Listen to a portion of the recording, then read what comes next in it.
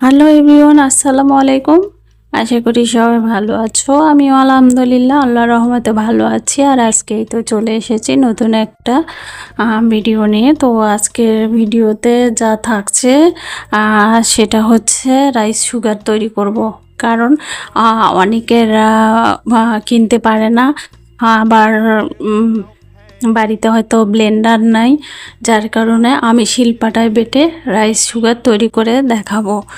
আর এই রাইস সুগারটা আমাদের অনেক কিছু তৈরিতে, অনেক রেসিপি তৈরিতে লাগে, যার কারণে এটা আমি আজকে বাড়িতে তৈরি করে তোমাদেরকে দেখাচ্ছি আমি কিভাবে রাইস সুগার তৈরি করছি।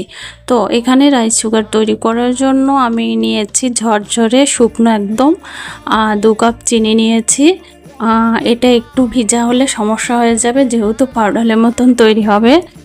এই জন্য আমি শুকনো ঝরঝরে চিনি নিয়েছি।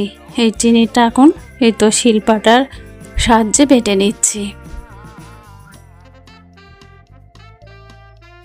তো বেটে নেওয়া হয়ে গেলে আমি এটা একটা চালনির সাহায্যে ভালো করে চেলে নেব, কারণ এটা চেলে নিলেও বারবার দলা থেকে যায়। দেখো কতটা মিহি হয়েছে। আর এভাবে মিহি করে আমি বারবার চেলে নেব, আবার শিলপাটায় বেটে নেব, আবার চেলে নেব, আবার শিলপাটায় বেটে নেব। এভাবে আমি সবগুলো তৈরি করে নিচ্ছি।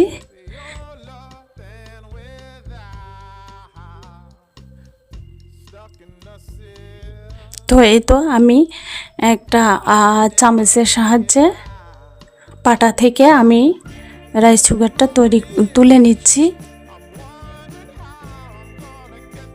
চালনিতে। এখন আমি এগুলো ভালো করে চেলে নেব।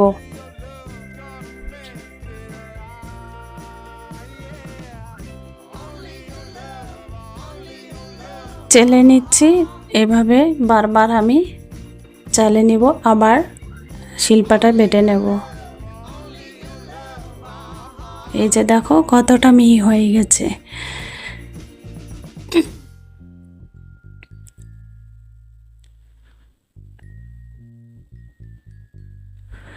তো যাই হোক, আমার চালে নেওয়া হয়ে গেছে। এখন এগুলো আমি একটা শুকনো ভালো কৌটোয় তুলে রাখবো।